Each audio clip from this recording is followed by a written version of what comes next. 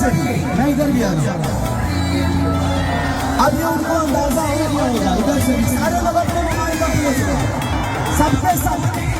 और बताओ, ये भागलपुर है और ये धरती बड़ी खुशबू है और एक बिहार का बेटा है जिसका नाम खेसरिया है ना ताकत।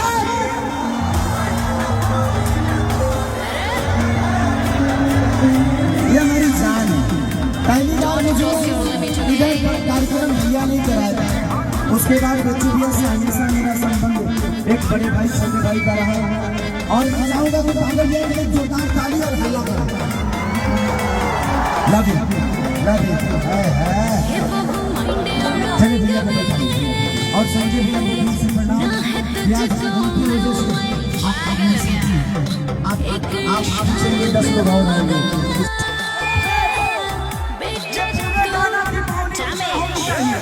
सब लोग एक-एक करके